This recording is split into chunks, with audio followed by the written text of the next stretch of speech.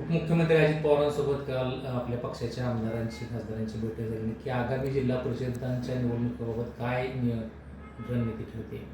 नाही, राज्याचे उपमुख्यमंत्री दादांकडे दोन्ही राष्ट्रवादीच्या संदर्भात एकत्र लढण्याबाबत चर्चा झाली आणि त्याबाबत आज मोठे दादा विजयसिंह मोहिते पाटील साहेब यांच्याकडे आम्ही एकत्र येऊन त्या घड्याळावर कशा तुतारीवर कशा आणि एकत्र लढण्याचा निर्णय झाला. उत्तम जानकर म्हणतायत की नारायणप्पा पाटील असतील, अभिजितदादा पाटील असतील यांच्यावर पालकमंत्र्यांचा दबाव आहे आणि त्यांना ते करण्याचा प्रयत्न करतात. हे माझं कसं आहे, जानकर साहेब म्हणजे कसं आहे की आंतरराष्ट्रीय नेते ट्रम्प, रूस, युद्ध, इराण वगैरे अशी मोठीसुद्धा कामं त्यांच्याकडे दिली तर लक्षात येईल. कारण आमच्या मतदारसंघात आमच्यावर दबाव टाकायचं काही कारणच नाही ना. आम्ही आमचे पक्षाचे आमदार आहोत, आमचा काही त्याच्याशी संबंध नाही. मुख्यमंत्र्यांनी कधी आम्हाला सांगितलं नाही, पालकमंत्र्यांनी सांगितलं नाही. आम्ही आमच्या पक्षाची भूमिका घेऊन पुढे जातोय. विधानसभेत बघितलं असेल आम्ही किती मोठ्या प्रमाणात आवाज उचलतोय.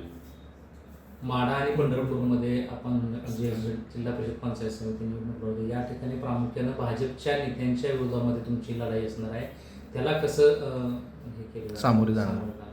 नाही तसं बरं का, आमची लढाई ही काल आम्ही माड्यामध्ये शिंदेविरुद्ध आहे. आज पण आम्ही शिंदेविरुद्ध सर्व एकत्र करून आमची त्या प्रस्थापितांविरुद्ध लढाई आहे, पंढरपूरच्या प्रस्थापितांविरुद्ध लढाई. व्यक्ती म्हणून, भाजप म्हणून नाही, त्यांचा काय आमचा विशेष नाही ना. त्या आम्ही ज्यांच्या विरोधात लढलोय त्यांच्या विरोधातली ही निवडणूक आहे आमची. ते जे माझ्या विधानसभेला सोबत होते त्यांना सोबत घेऊन लढायचे. जिल्हा परिषद पंचायत समिती निवडणुकीच्या निमित्तानं महाराष्ट्रामध्ये या 72 जिल्ह्यामध्ये या निवडणुकीची रणधुमाळी सुरू आहे. या निवडणुकीच्या निमित्तानं प्रसारमाध्यमं वेगवेगळ्या पद्धतीनं बातम्या पेरण्याचा प्रयत्न करतायत किंवा आपल्या आपल्या आकलन क्षमतेनुसार त्याचं विश्लेषण मांडण्याचा प्रयत्न करतायत. पण माळशिरस तालुक्यामध्ये सर्व ठिकाणी ज्या जागा लढवल्या जाणार आहेत त्या तुतारीच्या माध्यमातून लढवल्या जाणार आहेत. आमची जी मित्रपक्ष असणार आहे, एखादा पंचायत समिती, एखादा जिल्हा परिषद असेल किंवा अजून काय असेल त्या ठिकाणी यांना आम्ही सोबत घेऊ. तसंच जिल्ह्यामध्ये पंढरपूर असेल, मोहोळ असेल, सांगोला असेल, मंगळवेढा असेल, करमाळा असेल किंवा अजून काही भागामध्ये उत्तर सोलापूर असेल त्या ठिकाणी आम्ही काही जागा धनुष्यबाणालाही सुटतील, काही जागा घड्याळालाही सुटतील, काही जागा मशालीलाही सुटतील, काही जागा काँग्रेसलाही सुटतील. त्यामुळं ये एकत्रित येऊन लढतायत किंवा यांची एकी झालेली आहे अशा पद्धतीच्या ज्या बातम्या पेरल्या जात आहेत त्या निराधार आहेत.